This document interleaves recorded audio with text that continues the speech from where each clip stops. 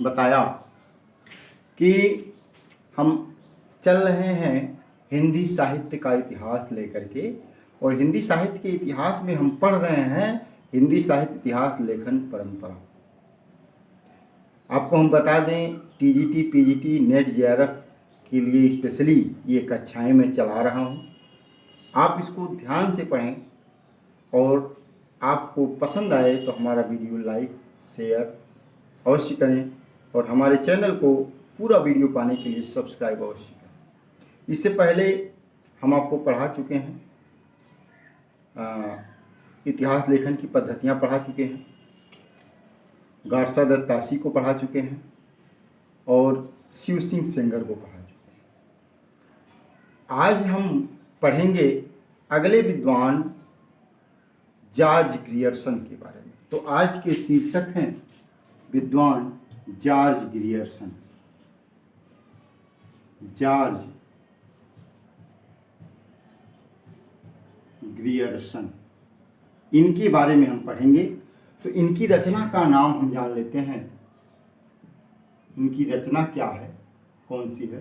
तो इनकी रचना है the modern vernacular literature of Hindustan.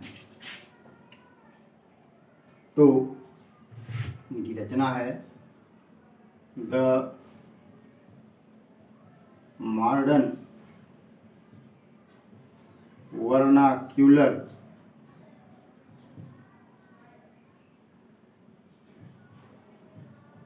Literature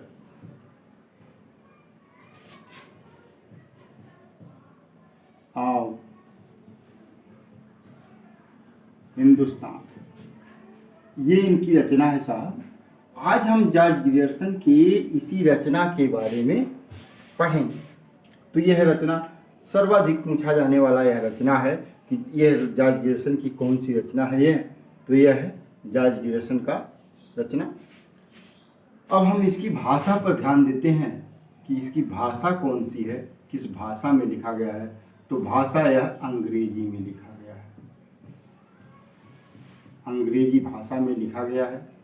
पद्धति पर ध्यान देते हैं, पद्धति इसका कौन सा है? तो इसका पद्धति है कालानुक्रमी, कालानुक्रमी पद्धति। कालानुक्रमी पद्धति पर यह इतिहास ग्रंथ इनका लिखा गया है। तो दो चीज़ें हमको पता चला कि जॉर्ज ग्रियर्सन साहब की रचना का नाम the modern vernacular literature of Hindustan, भाषा इसकी अंग्रेजी है और पद्धति इसकी कौन सी है? कालानुक्रमी है। इसका प्रकाशन वर्ष देख लेते हैं। प्रकाशन इसका कब? प्रकाशन, क्योंकि प्रकाशन से भी प्रश्न इसका उठता है।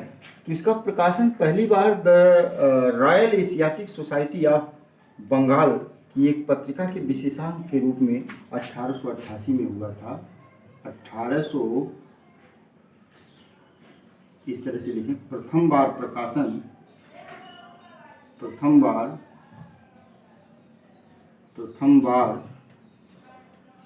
1888 ईस्वी में बंगाल की पत्रिका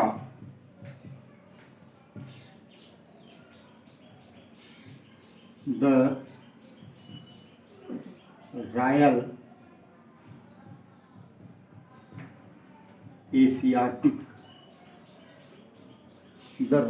Asiatic Society of Bengal, Asiatic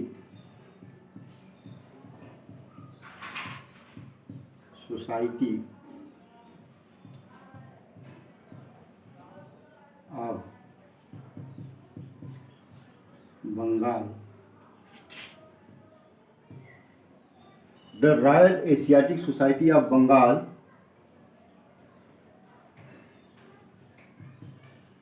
पत्रिका के विशेषांक के रूप में छपा, विशेषांक के रूप में छपा था। ये था इसका प्रकाशन। पहली बार जो हुआ था, पहली बार जो है विशेषांक के रूप में Bengal Asiatic, the Royal Asiatic Society of Bengal की एक पत्रिका के विशेषांक के रूप में प्रकाशित हुआ था। उसके बाद 1889 में ये क्या हुआ, 1889 ईस्वी में स्वतंत्र इतिहास के रूप में प्रकाशित हो गया। स्वतंत्र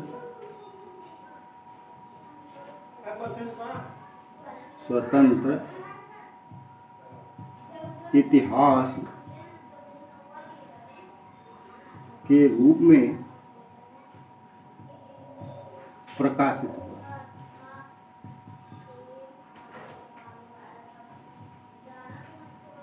तो देखिए, अब जब स्वतंत्र इतिहास के रूप में कब प्रकाशित हुआ, 1889 ईस्वी में, इसीलिए इसका प्रकाशन वर्ष 1889 ईस्वी ही माना जाता है। अब आते हैं इसके कालखंड के ऊपर कि इसमें कितने कालखंड है। पूरा इस जो जॉर्ज गियर्सन की पुस्तक है उसका पूरा विश्लेषण हम लेकर आए, पूरे विश्लेषण को आप पढ़ें। हम किसी एक विशेष नोट से नहीं, बहुत सारी पुस्तकों का कलेक्शन है, उन सभी पुस्तकों के कलेक्शन से हम आपको यह सारा डाटा दे रहे हैं। आप एक पेन और कॉपी लेकर के आप नोट्स बनाते चलें। हम ये नहीं कहते कि हमारा ही नोट्स भरपूर है, लेकिन एक आध पुस्तक का और आप थोड़ा सा जानकारी ले लेंगे तो आपको आपकी मंजिल पाने से कोई रोक नहीं पाएगा। हालांकि हम तो ये दावा करते हैं कि हमारे नोट्स से बाहर कहीं किसी का आएगा ही नहीं, मैं गारंटी लेता हूँ। आप हमने जितना पढ़ाया है पूरा नोट्स उठा करके देख लीजिए, उस नोट्स से कुछ भी यदि बाहर आया हो तब आप मुझे कमेंट करें। यदि आपको हमारा वीडियो अच्छा लगे तो आप कमेंट अवश्य करें। तो इसके कालखंड पर देख लेते हैं।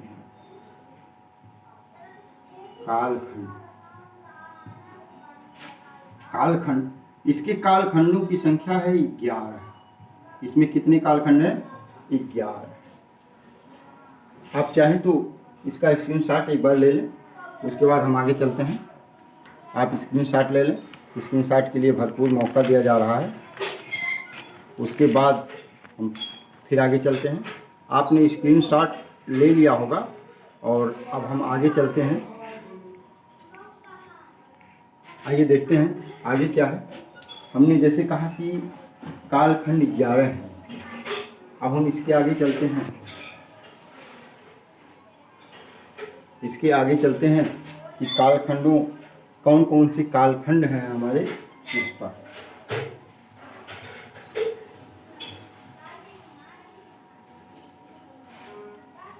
इसी पुस्तक के कालखंड के ऊपर चलते हैं। तो कालखंड कितने हो गए? कालखंड कितने हैं? 11 कालखंड हैं। अब 11 के नाम हम आपको बता देते हैं। पहला है चारण काल, पहला कालखंड है चारण काल। चारण काल, इसका 700 ईस्वी से 1300 ईस्वी तक का समय इन्होंने बताया हुआ है। दूसरा है 15वीं शताब्दी का धार्मिक पुनर्जागरण। दूसरा कालखंड है इनका 15वीं शताब्दी का, 15वीं शताब्दी का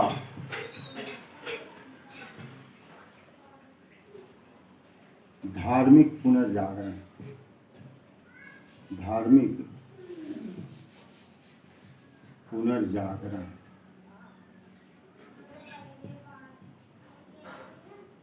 15वीं शताब्दी का। अब देखिए, ये 13वीं शताब्दी, 14वीं समझ लीजिए, 700 से 1300 ईस्वी तक रहे। 13वीं शताब्दी पूरा कंप्लीट किए। 14वीं शताब्दी का इन्होंने कोई जिक्र ही नहीं किया। 15वीं शताब्दी पर ले आते हैं। जाहिर सी बात है, इनकी आलोचना का तो कारण बनेगा ही, तो इसलिए 15वीं शताब्दी पर ले आए। तीसरा इन्होंने जो विभाजन किया कालखंड का, वो जायसी की प्रेम कविता है। जायसी की प्रेम कविता, झांसी की प्रेम कविता। उसके बाद चौथा जो उन्होंने विभाजन किया, ब्रज का कृष्ण संप्रदाय, ब्रज का कृष्ण संप्रदाय। पांचवा इन्होंने मुगल दरबार, क्योंकि उस समय मुगलों का शासन आ चुका था। यह ब्रज का कृष्ण संप्रदाय का समय इन्होंने बताया है 1500 ईस्वी से 1600 ईस्वी तक। देखिए 1500 से 1600 ईस्वी, तो 1526 में मुगल वंश की स्थापना होती है, इसलिए वहाँ से ये मुगल दरबार लेकर के चले गए थे। तो यानी कि इनका पांचवा खंड क्या हुआ, मुगल दरबार, मुगल दरबार। छठवें नंबर पे, चूंकि मुगल दरबार के बाद छठवें नंबर पे उसी समय तुलसीदास जी का भी अवतरण हो जाता है। तो तुलसीदास यानी तुलसीदास जी को ये कहाँ भूलने वाले हैं, तुलसीदास को ले लिया। सातवां नंबर हम देखते हैं, सातवें नंबर पर इन्होंने तुलसीदास जी के बाद उस समय रीति जो है श्रृंगारिक कविताएं बहुत अधिक इनको कुछ मिलने लगी थी, इसलिए वहाँ उन्होंने रीति काव्य को भी नहीं छोड़ा। तो उन्होंने कहा रीति काव्य, रीति काव्य। और रीति काव्य का जो समय दिया वह 1500 से 1692 ईस्वी का दिया। रीति काव्य का जो समय दिया, यही सब देखिए 1500 ईस्वी से 1692। देखिए 1500 यहाँ भी है, 1500 यहाँ भी है। यह भी एक आलोचना का कारण इनका बना। तीसरा, उसके बाद 8वें नंबर पर लेकर के आते हैं तुलसीदास के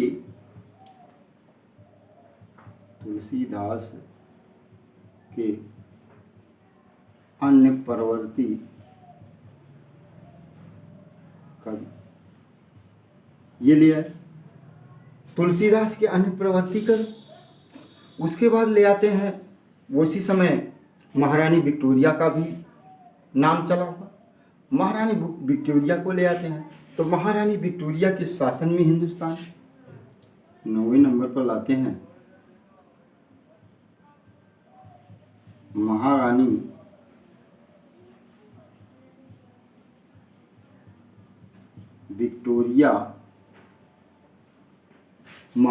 विक्टोरिया के शासन में हिंदुस्तान, के शासन में हिंदुस्तान। जब महारानी विक्टोरिया के शासन में हिंदुस्तान हो गया, तो उसी समय एक और आना था, 10वें नंबर पर ये लेकर के आते हैं कंपनी के शासन में। ईस्ट इंडिया कंपनी की भी स्थापना हो चुकी थी। कंपनी के शासन में हिंदुस्तान, कंपनी के भी शासन में हिंदुस्तान हो गए। और 11वां इन्होंने कहा, 18वीं शताब्दी का हिंदुस्तान। उन्होंने सीधे सीधे यहाँ पर कह दिया 18वीं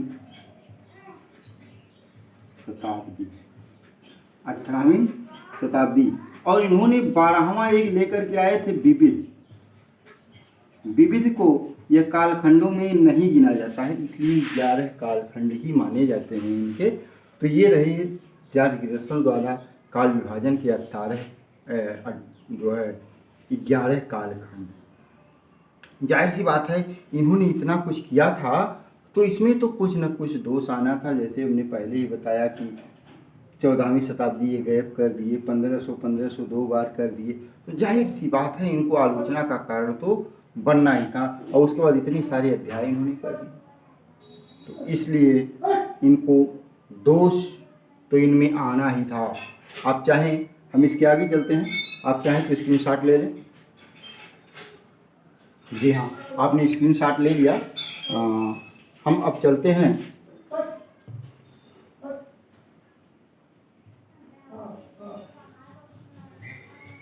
इसके आगे चलते हैं, इनके दोष को देखते हैं। इनकी जो पुस्तक में दोष आए उसको देख लेते हैं। इनकी पुस्तक के दोष इनकी पुस्तक के क्या थे?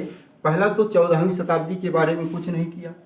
दूसरा चीज वैज्ञानिकता का अभाव दिखा, अध्यायों की संख्या अधिक हो गई, नामकरण के बजाय इनको, अब जो इनके अध्याय इतने अधिक हो गए तो अब इनके अध्यायों को हम नामकरण के बजाय शीर्षक कहें तो ज़्यादा उपयुक्त होगा। तो इनका यह दोष हो गया कि पहला नंबर तो हो गया कि इसमें 14वीं शताब्दी के बारे में कुछ कहा ही नहीं है। 14वीं शताब्दी के बारे में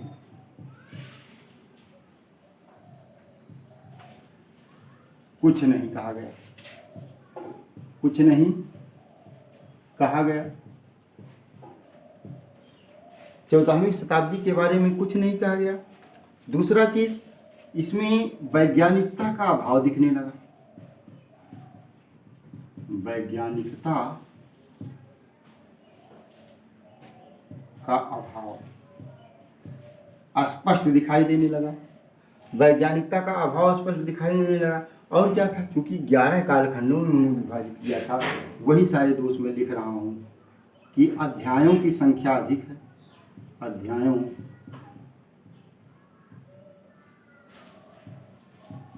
की संख्या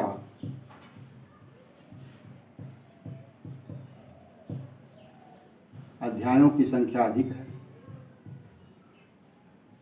चौथा इनका जो दोष आया कि इतने अधिक अध्याय हैं तो इन अध्यायों को शीर्षक कहना, अध्याय के बजाय जो है हम नामकरण जो इनका कर रहे हैं अध्यायों का, कि तुलसीदास जी के अन्यपरवर्ती का, विक्टोरिया का शासनकाल, ये सारे जो नामकरण उन्होंने किए हैं, उन नामकरणों के बजाय यदि हम इनको कहें कि यह शीर्षक है तो अधिक उपयुक्त होगा। यानी कि हम यह कह सकते हैं नामकरण के बजाय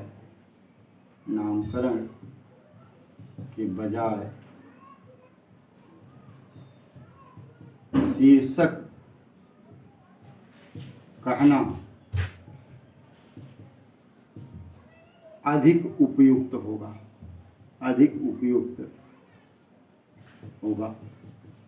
देखिए ये 4 है। अब आप सोच रहे होंगे कि ये दोष हम जो बता रहे हैं, दोषों पर प्रश्न बनता कैसे होगा। और भी प्रश्न जो हमने पढ़ा है उस पर हम प्रश्न बना करके बताएंगे, इस पर प्रश्न कैसे बनता, इस पे स्पष्ट साफ लिखा जाएगा इसका प्रश्न। यदि हम कहें कि इसका प्रश्न कैसे बन सकता है तो इसमें से निम्न, यहीं पर प्रश्न देखिए, निम्न में से ग्रियर्सन की पुस्तक का दोष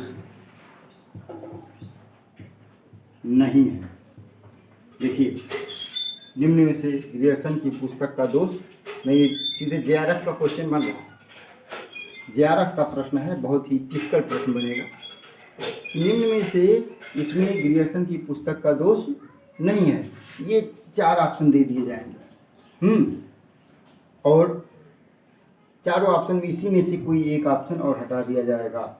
जैसे कह दिया जाएगा, यहीं पर कह दिया जाएगा वैज्ञानिक तत्वों का अभाव है।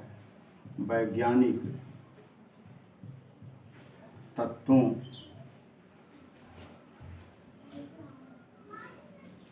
वैज्ञानिक तथ्य हैं, स्पष्ट दे दिया गया। अब इसमें कौन नहीं है, सीधे सीधे कौन सा नहीं, यह नहीं है। इस प्रकार से इसके दोष के बारे में प्रश्न आपका बन जाएगा। ठीक है, तो आपका यह क्या है, इसमें वैज्ञानिकता का अभाव है। वैज्ञानिकता का अभाव है, यह नहीं है, यह चीज नहीं है। ऐसे दोष में कुछ ऐसे इसमें से एक आध चीज हटा दिया जाएगा और प्रश्न आपका बन जाएगा। आप ढूंढते रहेंगे, मिलेगा ही। इसलिए यह इस प्रकार का प्रश्न बन सकता है। आप चाहें तो स्क्रीनशॉट ले लें। जी हाँ, इसके बाद अब आता है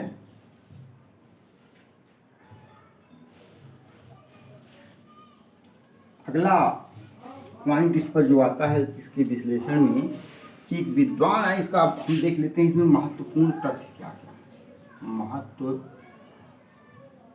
तथ्य, इसके महत्वपूर्ण तथ्य कौन कौन से, इसी प्रकार जैसे हम दोष के प्रश्न बनाए उसी प्रकार से इसके भी प्रश्न बनेंगे। तो महत्वपूर्ण तथ्य क्या क्या है तो इसको आप देख लें। तो इस पुस्तक का अनुवाद किया किशोरी लाल गुप्त, एक विद्वान है किशोरी लाल गुप्त। किशोरी लाल गुप्त ने इनको सही, इनकी जो रचना है सही अर्थों में साहित्य का प्रथम इतिहास माना है। किशोरी लाल गुप्त ने क्या माना, सही अर्थों में, सही अर्थों में साहित्य का प्रथम इतिहास माना, साहित्य का प्रथम इतिहास माना। दूसरा चीज, जब उनकी पुस्तक को सही अर्थों में साहित्य का प्रथम इतिहास मान लिया तो जाहिर सी बात है ग्रियर्सन जी को सही अर्थों में साहित्य का प्रथम इतिहासकार भी वो मानेंगे। ग्रियर्सन को हिंदी साहित्य का प्रथम इतिहासकार मानेंगे और उनको जो है यह प्रथम इतिहास ग्रंथ भी मानेंगे। तो यानी कि इनकी रचना को यही द मॉडर्न वर्नाक्युलर को प्रथम हिंदी साहित्य ग्रंथ माने, इन्होंने सही अर्थ में। ये रहा किशोरी लाल गुप्त का स्टेटमेंट। और इन्होंने, इनकी किशोरी लाल गुप्त की जो रचना है, इन्होंने रचना जो अनुवाद किया इसका हिंदी में जो अनुवाद किया उसका नाम भी हिंदी साहित्य का प्रथम इतिहास, हिंदी साहित्य का प्रथम इतिहास। ये आया था 1857 में, नहीं 1957 में आया हुआ था। चूँकि 1888 में 89 में तो ये लिखा गया था, तो जाहिर सी बात है 1957 ईस्वी में यह ग्रंथ प्रकाशित हुआ, हिंदी साहित्य का प्रथम इतिहास किशोरी लाल गुप्त का। और इसके प्रकाशक थे, इस रचना के प्रकाशक जानते हैं कौन थे? हिंदी प्रचारक पुस्तकालय वाराणसी, हिंदी प्रचारक पुस्तकालय वाराणसी, यहाँ से यह पुस्तक प्रकाशित हुई। अब ये था महत्वपूर्ण तथ्य नंबर 1 किसका? The modern vernacular literature of Hindustan का। दूसरा महत्वपूर्ण तथ्य इनका क्या होता है, इन्होंने पहली बार नामकरण व काल विभाजन का प्रयास किया। पहली बार नामकरण व काल विभाजन का प्रयास किया। पहली बार नामकरण व काल विभाजन का प्रयास किया था। और दूसरा चीज, केवल हिंदी के कवियों को ही साहित्य में स्थान दिया था। इन्होंने केवल हिंदी के कवियों को ही साहित्य में स्थान दिया। ठीक। और जो हिंदी के केवल हिंदी के कवियों को साहित्य में स्थान दिया, तो इन्होंने कुल कवियों की संख्या 952 अपने इस ग्रंथ में इस ग्रंथ में पूछा जाए यदि आपसे कि इस ग्रंथ में कुल कवियों की संख्या कितनी थी, तो कुल कवियों की संख्या, कुल कवि इनके 952 थे, जिसमें 886 कवि तो शिव सिंह सरोज से लिए गए थे, शिव सिंह सरोज के हैं, और 66 नए कवि हैं। 66 जो है नए कवि हैं और 886 जो है शिव सिंह सरोज की पुस्तक से लिए गए हैं। तो ये रहा जॉर्ज ग्रियर्सन जी का महत्वपूर्ण, उनकी पुस्तक का महत्वपूर्ण पॉइंट रहा है। आप चाहें तो इसका भी स्क्रीनशॉट ले लें, तब हम आगे चलते हैं। अब इस पर देखिए, अच्छा थोड़ा सा और बताते हैं, उसके बाद आपको बताते हैं इस पर प्रश्न कैसे बनेगा। तो यह देख लीजिए, यह हो गया, स्क्रीनशॉट आपने ले लिया। अब हम आगे चलते हैं।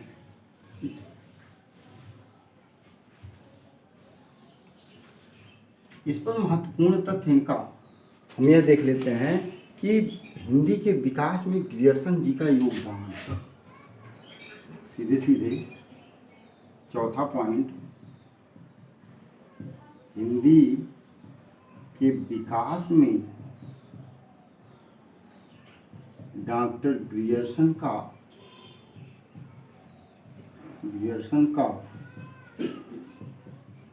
योगदान,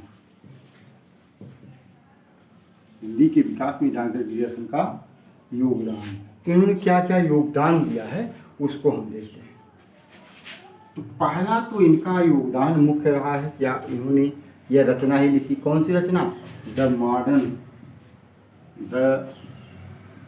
modern Vernacular Literature of Hindustan, उनकी यह रचना है। दूसरा उनका क्या था, हम इस तरह से लिख लें, क इस तरह से करते चलें। दूसरा इनका था भारतीय भाषाओं का सर्वेक्षण इन्होंने किया था। और भारतीय भाषाओं का जब सर्वेक्षण किया था तो आपको याद होगा क्या, लिंग्विस्टिक सर्वे ऑफ इंडिया, 1902 से 1909 तक का जो सर्वेक्षण हुआ था उसमें महत्वपूर्ण भूमिका निभाई थी क्या, डॉक्टर ग्रियर्सन ने। तो क्या था, भारतीय भाषाओं का सर्वेक्षण, भारतीय भाषाओं का सर्वेक्षण इन्होंने किया था, जिसमें था लिंग्विस्टिक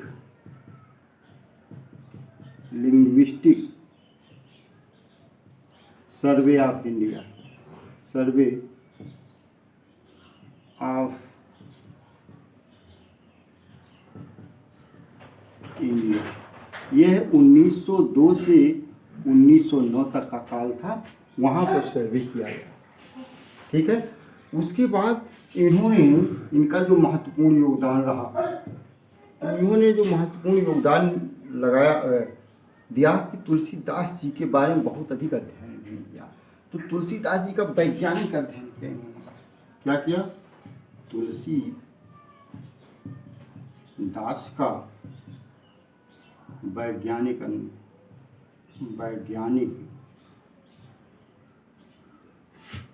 अध्ययन। तुलसीदास कहें या तुलसीदास पर कहें, ठीक है। तो तुलसीदास पर जो है वैज्ञानिक अध्ययन किया था इन्होंने, डॉक्टर ग्रियर्सन ने। और उसके बाद जब इन्होंने डॉक्टर जॉर्ज ग्रियर्सन ने, यानी कि समझ लीजिए PhD किया इस पे, तुलसीदास जी के ऊपर इन्होंने PhD किया, और तब उन्होंने वैज्ञानिक अध्ययन किया। और उस अध्ययन में इन्होंने क्या किया, तुलसीदास जी पर 12 निबंध लिखे। उसी समय इन्होंने तुलसीदास पर 12 निबंध लिखे, 12 निबंध लिखे। ठीक है। दूसरा क्या कर दिया कि उसी पुस्तक में इन्होंने कहा है कि तुलसीदास उसी पुस्तक में जिसमें 12 निबंध लिखे, जो वैज्ञानिक कहते हैं तुलसीदास को बुद्ध के बाद, तुलसीदास जी को बुद्ध के बाद दूसरा सबसे बड़ा अवतार या लोकनायक, दूसरा बहुत इंपॉर्टेंट पॉइंट है, दूसरा सबसे बड़ा अवतार या लोकनायक का। ठीक, उसके बाद उन्होंने कह दिया भक्ति काल को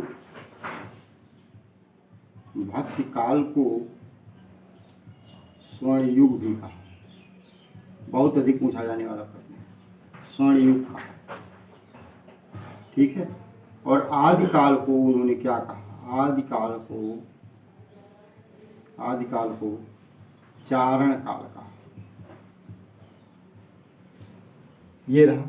और एक चीज और उन्होंने कहा, हिंदी को अंग्रेजों द्वारा आविष्कृत इन्होंने ग्रियर्सन जी ने हिंदी को अंग्रेजों द्वारा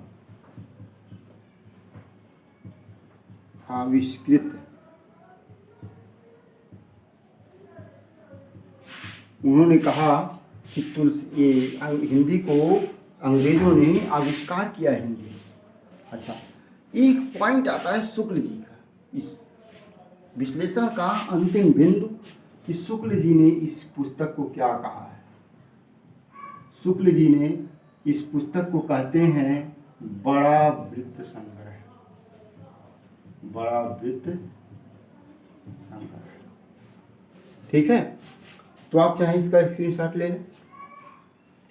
अब हम आते हैं इस पर प्रश्न। ये रहा आपका पूरा विश्लेषण। एक बार फिर से हम देख लेते हैं कि क्या क्या इन्होंने किया था जॉर्ज ग्रियर्सन जी ने।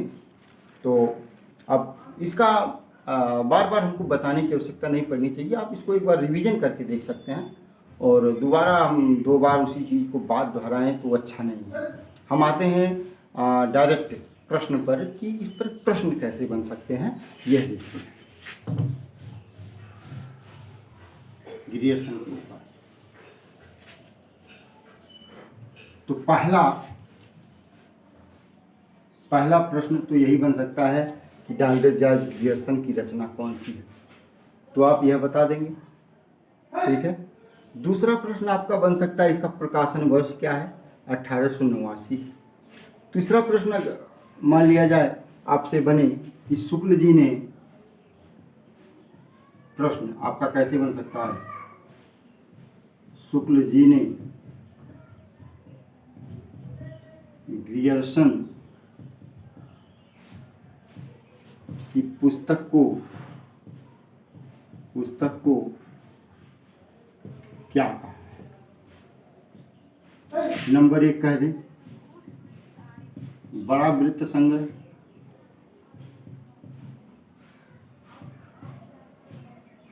A, B छोटा वृत्त संग्रह,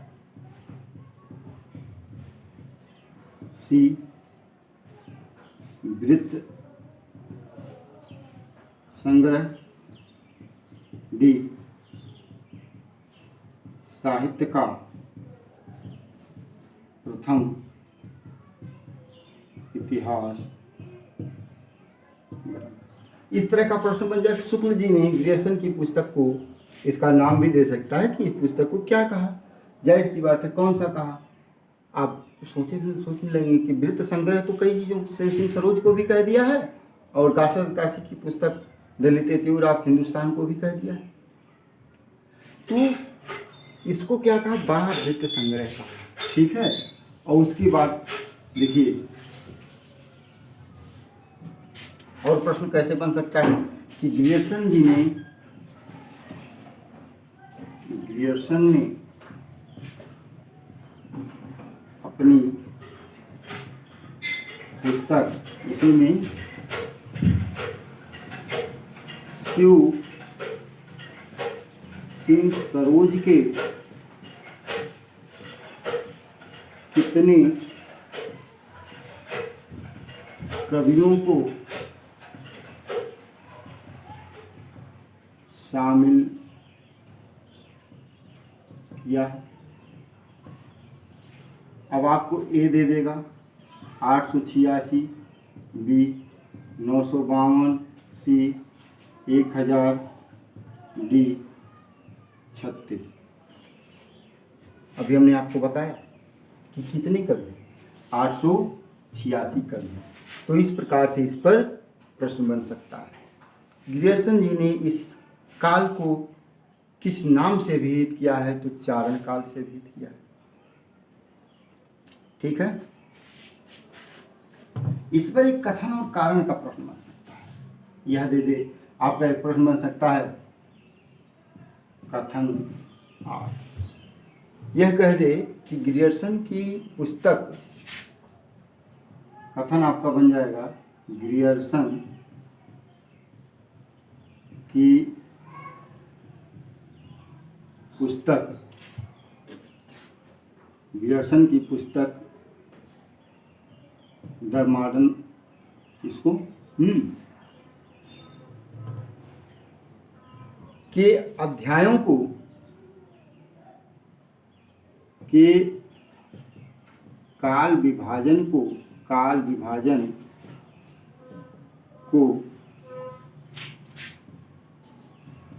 नामकरण के बजाय शीर्षक कहना अधिक उपयुक्त होगा, अधिक उपयुक्त। ठीक, ये हो गया सब कथन। और इसका कारण भी दे दे, मान लीजिए कारण, अस्पष्ट कारण मान लीजिए दे देता है कि इसमें क्योंकि इसमें अध्यायों की संख्या अधिक है। ठीक है, अब दे दे कि इसमें ए बन गया आर और यस, ठीक है, आर यस दोनों सही है, सही है, पर व्याख्या नहीं करता, व्याख्या नहीं करता। बी दे दे आर सही है, आर सही है, पर यस गलत है। ठीक है, सी दे दे आर यस दोनों सही हैं, दोनों सही हैं और व्याख्या करता है, व्याख्या करता है। और डी दे दे यस सही है,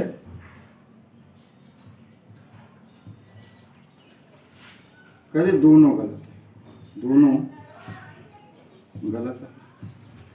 ये हो गया कथन और कारण का सीधे जेआरएफ का प्रश्न में बना दिया हूँ। अब इसमें कौन सा होगा?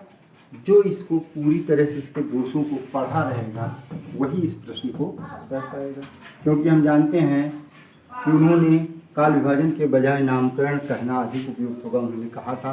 और क्यों कहा था? क्योंकि इसमें अध्यायों की संख्या अधिक है, इसलिए इसको नामकरण शीर्षक कहना अधिक उपयुक्त होगा। तो इस प्रकार से आपके ग्रियर्सन जी के ऊपर प्रश्न बनेंगे। आपको हमारा वीडियो कैसा लगा? लाइक और शेयर और सब्सक्राइब। धन्यवाद। मिलते हैं आपसे अगले वीडियो में।